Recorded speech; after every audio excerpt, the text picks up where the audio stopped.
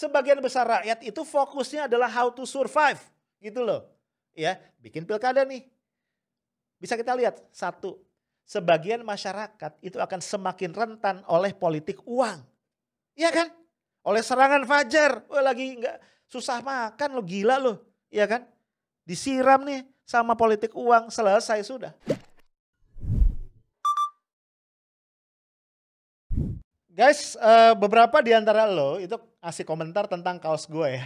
Ada yang bilang kaos gue bagus. Itulah alasan gue terus-menerus pakai kaos yang sama. Enggak juga sih. Sebenarnya gue lagi bingung nih, gue lagi cari ide. Kalau gue pengen bikin kaos baru, gue tulisannya apa ya? Tolong dong kasih pendapat ya di kolom komentar. Lu pengen gue pakai kaos yang tulisannya apa? Ya. Nah, sekarang gue pengen ngajak lu untuk ngobrol-ngobrol tentang pilkada. Yang konon kabarnya disediakan untuk rakyat agar aspirasi demokrasi kita tidak terhambat dan bisa tetap disalurkan. Oke, gua mau bacain dulu berita yang dilansir oleh CNN Indonesia tanggal 21 September kemarin. Judulnya, DPR strip pemerintah sepakat Pilkada 2020 tetap 9 Desember. Weh, dahsyat ya. Kalau DPR sama pemerintah udah sepakat, udah collab nih ya, maka masyarakat sipil kayak kita tinggal gigit jari aja. Gue bacain. Komisi 2 DPR RI bersama Menteri Dalam Negeri Tito Karnavian, Komisi Pemilihan Umum KPU, Bawaslu ya, dan Dewan Kehormatan Penyelenggaraan Pemilu DKPP sepakat. Wah, sepakatnya luar biasa. Pemilihan kepala daerah Pilkada serentak tetap berlangsung 9 Desember 2020.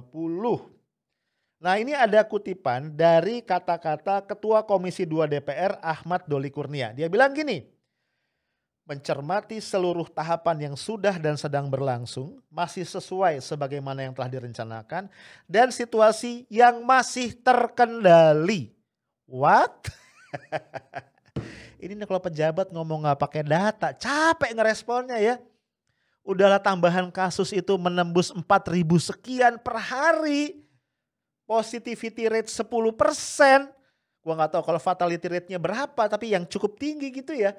Kita peringkat 23 dunia dari 100 sekian hampir 200 negara dalam konteks total kasus positif. Peringkat 20 dalam jumlah kematian dianggap terkendali. Bapak datanya pakai yang mana ya? Gue lanjutin. Dan situasi yang masih terkendali, maka Komisi 2 DPR bersama Mendagri, Ketua KPU, Ketua Bawaslu, dan Ketua DKPP menyepakati bahwa pelaksanaan Pilkada serentak 2020 tetap dilangsungkan pada 9 Desember 2020. Alamak.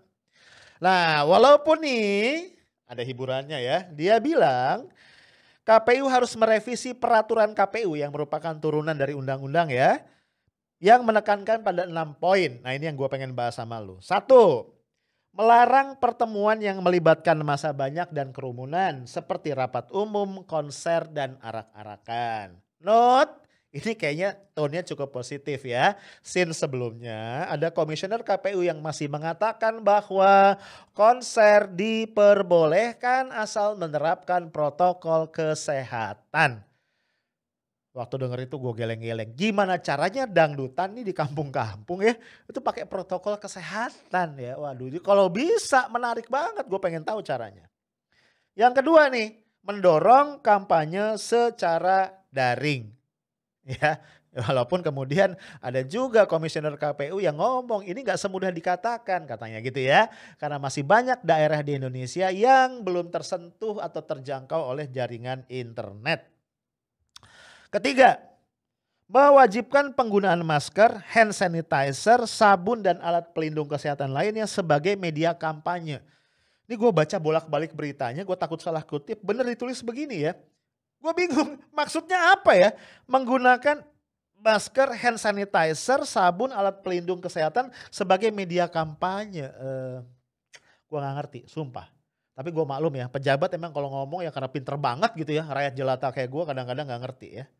Yang keempat, penegakan disiplin dan sanksi hukum yang tegas sesuai dengan perundang-undangan. Ini banyak undang-undangnya gue gak bacain. Nah, komentar gue nih, apa iya masyarakat ya, itu dalam kondisi crowd gitu ya, kampanye dalam kondisi pencoblosan. Lu tahu kan pencoblosan tuh kayak apa ya? Kampanye udahlah jelas rame ya. Pencoblosan tahu kan ya, orang duduk nunggu gitu kan sama tetangga ngobrol, apalagi udah berminggu-minggu, berbulan-bulan gak ngobrol kan, kesempatan halo gitu kan. Ya Allah, gitu gimana cara ngejaga protokolnya gitu ya. Jadi bayangan gua tuh kalau dilaksanakan TPS itu akan penuh dengan penjaga keamanan yang bawa pentungan gitu ngejaga protokol kesehatan. Gua gak yakin. Kenapa gua gak yakin? Ini fakta yang gak bisa dibantah ya. Kalau kita lihat kantor itu kan space atau lingkungan yang jauh lebih bisa dikontrol kan. Begitu PSBB dilonggarkan, WFH dicabut, kantor-kantor boleh buka. Walaupun ada aturan maksimal ya yang boleh ngantor itu dalam satu shift 50% dari jumlah karyawan atau 50% kapasitas, meledak penularan COVID. Iya kan? Begitu PSBB dibuka, kantor-kantor aktif muncul, gue lupa berapa ya, klaster perkantoran. Dan ini merupakan penyumbang terbesar dari penularan COVID yang terbaru. Itu kantor yang relatif mudah dikontrol, orang-orangnya lebih beradab gitu loh, lebih taat aturan gitu kan. Ini kerumunan, gila. KPU nggak mikir apa ya, udah 3 orang komisionernya termasuk ketua KPU Pak Arief Budiman positif COVID. Kira-kira mereka positif COVID pas ngapain? Pas kerja kan? Gitu ya, interaksi mungkin kunker ke daerah, mengecek persiapan gitu kan, disitulah mereka tertular. Itu baru kunjungan kerja doang. Gimana kalau crowd kampanye? Aduh, ini ngomong gak pakai mikir begini nih kan. Kelima, pengaturan tata cara pemungutan suara khususnya untuk pemilih yang berusia rentan terhadap COVID-19. Gue gak ngerti, apa mau e-vote? Apa iya kita udah bisa e-vote ya? Gak jelas juga nih. Keenam, nah ini. Pengaturan Pengaturan rekapitulasi pemungutan suara melalui recap secara elektronik. Notes gua, yakin bisa Pak? Udah lupa apa? Kisruh di Pilpres yang lalu. Ya, gak sinkron nih data nih antara rekapitulasi elektronik dengan rekapitulasi manual yang bikin ribet dan runyam negara ini. Gak kapok. Emang udah siap? Ya. Kesel gue. Nah, ini gue ingin mengutip beberapa hitungan yang gue modifikasi. Hitungan ini disampaikan sama Om Muhammad Kodari ya, dari Indobarometer yang tegas merekomendasikan supaya pilkada ditunda karena dia bilang ini bisa menjadi bom atom. Wah gila, gue jadi inget Hiroshima dan Nagasaki ya, bom atom. Menurut dia ada 2 nih, ini gue mengaminkan banget ini, hitung-hitungannya masuk akal gue soalnya. Menurut dia ini ada dua potensi ledakan bom atom, saat kampanye dan juga saat pencoblosan. Kita kulik satu-satu ya. Pertama saat kampanye, hitung-hitungannya clear banget. Ada 270 wilayah, provinsi, kabupaten, kota yang akan menyelenggarakan pilkada. Ada 734 paslon ya, berarti kan 2 orang ya, berarti akan ada dikali 2 tuh 1468 calon. Biasanya mereka ketika kampanye misahkan untuk menjangkau wilayah kampanye yang lebih luas. Nah, ada 1468, biasanya rata-rata 1 orang calon itu 1 hari akan menghadiri kampanye di 10 titik. Bisa kurang, bisa lebih ya. Bahkan Pak Helmi Yahya yang pernah ngerasain maju pilkada itu bilang dia sempat 16 titik dalam 1 hari. Ya, Pak Prabowo waktu pilpres itu sempat berapa titik gitu ya, banyak banget dalam 1 hari. Bang Sandi juga begitu waktu pilpres kemarin gitu ya. Kita ambil moderate aja deh 10 titik. Berarti kalau 10 titik, 1 hari itu akan ada 14.680 titik kampanye per hari. Masa kampanye 71 hari silakan dikalikan, akan ada 1.042.280 titik kampanye selama masa kampanye pilkada. 1 juta lebih. Tiap titik, ini kalau kita berkaca pada satu ketentuan, gue lupa peraturan atau apa ya, yang sempat dibicarakan KPU di awal-awal pandemi di bulan April 2020 yang membatasi ya, kalaupun ada kampanye pengerahan massa, 1 kali kampanye itu maksimal hadir 100 orang, maksimal. Berarti kalau ada 1 juta sekian titik tadi akan ada 104.228.000 audiens, orang yang hadir, crowd yang hadir selama kampanye. Ya, ini dahsyat ya. Nah, positivity rate itu artinya gini, kalau 100 orang dites ya, swab ya, jangan rapid ya, itu yang positif berapa persen? Ternyata positivity rate kita sudah di atas 10%. Artinya apa? Dari 104 juta itu guys, sangat mungkin nih kalau dites setidaknya ada sekitar 10 juta, 10,4 juta orang yang sebenarnya sudah positif corona. Mungkin sebagian besar karena 86%-nya itu OTG, orang tanpa gejala. Nah, dia crowd nih, jadi 10 juta orang nih jalan-jalan gitu loh selama kampanye gitu ya. Nah, kalau mereka menulari satu orang saja, ya, berarti akan ada 10,4 juta pengidap COVID baru. 10,4 juta. Mereka pasti pulang ke rumahnya kan, ada keluarganya, istrinya, anak-anaknya. Kalau mereka menulari setidaknya 2 orang saja, istri dan anak gitu ya, maka akan ada total lebih dari 30 juta pengidap COVID-19 yang baru gara-gara kampanye. Gimana nggak bom atom, ya kan? Yuk sekarang kita lihat pencoblosan. Akan ada 305.000 TPS, ya kan? DPT-nya 106 juta dan KPU menargetkan tingkat partisipasi pemilih sekitar 77,5%. Berarti diharapkan 82 juta penduduk Indonesia akan mencoblos di tanggal 9 Desember nanti. Akan hadir di TPS. Kalau positivity rate-nya kita asumsikan tetap 10%, berarti ada 8,2 juta orang itu yang OTG atau sebenarnya sudah positif dan mereka akan menulari setidaknya satu orang lain.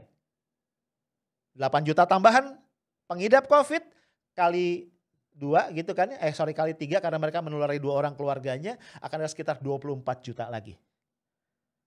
Benar-benar dahsyat kan.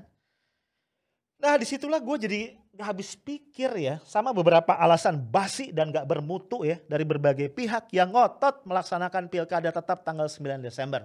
Ini gue catat beberapa alasan basi mereka. Satu, ini dari Ketua Bapilu. Partai pemenang pemilu ya, yang banyak banget punya kandidat yang akan maju di pemilu kada ini dan beberapa diantaranya adalah calon tunggal ya. Ketua Bapilu PDIP mengatakan kalau ditunda akan menciptakan ketidakpastian bagi paslon dan masyarakat. Tanggapan gua, maybe, tapi kalau dilaksanakan, dipaksakan dilaksanakan akan menimbulkan kepastian bom atom COVID-19. Pikir deh sendiri. Ada lagi argumentasi basi lainnya. Sudah amanah UU yang juga sudah ditunda dengan Perpu. Nggak bisa ditunda lagi. Ini juga menurut gua basi, ini baca Perpunya nggak sih? Kan ada Perpu nomor 2 tahun 2020 tentang perubahan ketiga atas Undang-Undang nomor 1 tahun 2015 tentang penerapan PP pengganti Undang-Undang nomor 1 tahun 2014 tentangnya banyak ya, pemilihan gubernur, bupati, wali kota. Ya. Intinya apa? Gua sebutin intinya aja ya. Ini di pasal 201A ada 3 ayat. Ayat pertama intinya apa? Pemungutan suara serentak ditunda karena bencana non alam yaitu COVID. Yang kedua ditundanya sampai bulan Desember 2020. Ada ayat ketiga. Jika belum bisa dilaksanakan di Desember bisa ditunda dan dijadwalkan segera setelah bencana non alam ini berakhir. Pak baca yang bener tuh Perpu. Aduh repot nih. Ada lagi yang bilang nih, menghilangkan hak konstitusional dari para paslon untuk dipilih dan hak konstitusional dari masyarakat untuk memilih. Ini alasan macam apa pula ya? Alasan ngaco ya. Nih, bantahan gua. Justru kalau dilaksanakan akan menghilangkan hak asasi manusia dari rakyat untuk mendapatkan perlindungan atas keselamatan jiwa raganya. Ayo, lebih tinggi mana haknya? Nah, kata Pak Mahfud. Pak Mahfud ini emang kayaknya kalau nggak komen nggak asik ya. Kata Pak Mahfud gini, pilkada tetap Desember 2020 karena COVID belum pasti, belum jelas kapan berakhirnya. What? Pak Mahfud ini kenapa nggak kayak Pak Mahfud yang dulu? Gue kangen deh sama Pak Mahfud yang dulu ya. Dulu gue punya pengalaman ya, gue satu panggung sama Pak Mahfud waktu anak-anak binaan gue ya, para awardee penerima beasiswa kepemimpinan yang diselenggarakan oleh UI, itu sowan ketika Pak Mahfud masih ketua Mahkamah Konstitusi. Wih, gue bilang nih orang nih, gue idolain banget dia gitu. Tapi belakangan aduh ilfil gue ya. Jadi ini nggak bisa ditunda nih katanya ya. Karena COVID belum jelas berakhirnya kapan. Pak Mahfud dengerin ya. Kalau dilaksanakan, nanti malah jelas nyawa jutaan rakyat akan jadi korbannya. Lu mau? Nah, di samping potensi bom atom COVID yang tadi angka-angkanya udah gue jelasin ke lu semua, ada potensi yang lain. Potensinya apa? Potensi bahayanya adalah semakin menurunnya kualitas pilkada. Ini ibarat musyawarah dilakukan tengah malam ketika sebagian besar anggota udah ngantuk, udah mendengkur di kursinya gitu ya. Akhirnya orang yang punya agenda bisa ketok palu seenak udelnya sendiri. Ngerti kan maksud gua? Ini orang lagi nggak ke situ pikirannya, ya kan ya, nggak ke pilkada, enggak. Sebagian besar rakyat itu fokusnya adalah how to survive, gitu loh. Ya, bikin pilkada nih. Bisa kita lihat, satu, sebagian masyarakat itu akan semakin rentan oleh politik uang. Iya kan? Oleh serangan fajar, lagi nggak susah makan lo, gila lo, ya kan? Disiram nih sama politik uang, selesai sudah. Satu lagi, yang kedua nih, mungkin sebagian lagi akan golput gitu loh. Nggak peduli sama pilkada. Karena mereka sibuk untuk menyelamatkan, menjaga dirinya dan keluarganya. Gue aja mikir-mikir nih, kalau pilkada diselenggarain, gue mending di rumah gue, beneran. Gila loh, gue sholat Jumat aja balik, balik ke rumah lagi gitu ya. Karena gue takut nih Depok nih zona merah gitu ya. Ini suruh pilkada lagi yang enggak aja. Ya. Jadi jangan lupa, Mahfud MD sendiri mengatakan 92% dari paslon yang berlaga di pilkada itu didanai cukong. Aduh, ini cukong-cukong tambah merajalela nih ya, karena rakyat lagi lapar gitu loh. Jadi maksud gue, apa yang bisa diharapkan? Kalau kita bicara cost benefit, maslahat mudarat itu nggak ketemu gitu loh. Mudaratnya jauh lebih banyak, maslahat dari pilkada ini mungkin cuma untuk siapa? Untuk para paslon yang kebelet jadi penguasa dan juga untuk para cukong yang mendanai mereka. Rakyat nggak dapat apa-apa. Jadi kalau masih dipaksakan, gue bingung. Asli. Mungkin lu juga bingung ya. Maybe memang ada tangan-tangan yang pengen banget ya, tadi gue bilang ngebet berkuasa, termasuk pengen banget segera menggolkan upaya-upaya membangun dinasti politik yang udah ada di otak kotor mereka. Nah, padahal menurut gue dalam kondisi kayak gini, harusnya pemerintah itu fokus gitu ya. Untuk apa? Untuk mengerem penyebaran COVID. Dan gak bisa dengan cara sekedar menunjuk Pak Luhut dan Pak Doni Monardo untuk menegakkan operasi justisi agar protokol kesehatan ditaati masyarakat. Protokol kesehatan cuma satu sisi ya, buktinya di antara klaster perkantoran ya kan ya. Kantor Kementerian Kesehatan jadi klaster yang paling parah kan gitu ya. Jadi penegakan 3M itu ya, protokol kesehatan, memakai masker, mencuci tangan, menjaga jarak itu bagian kecil doang. Ada kewajiban pemerintah yaitu apa? Fokus sumber daya untuk melakukan 3T. Ya, 3T itu apa? Yang pertama adalah testing, yang kedua adalah tracking, yang ketiga adalah treatment. Ini butuh dana nih. Yang gua nggak habis pikir, dalam RAPBN 2021 yang diajukan Presiden kepada Dewan, kalau nggak salah udah ketok palu ya, itu justru alokasi anggaran kesehatan turun dibanding tahun sebelumnya, kan nggak masuk akal gitu loh. Kita lagi perang lawan COVID, Presiden bilang kesehatan harus diutamakan, ekonomi nggak boleh restart sebelum kesehatan ini atau penyebaran bisa ditanggulangi. Kok anggaran kesehatan malah turun? Yang tinggi itu kalau nggak salah anggaran pertahanan sama PUPR. Itu. Pekerjaan umum dan perumahan rakyat, berarti lagi-lagi apa? Infrastruktur. Pusing gue. Nih gue kasih tahu ya, mungkin juga sebagian besar udah tahu ya. Jadi kalau kita bicara 3T, standar kita itu masih jauh di bawah WHO.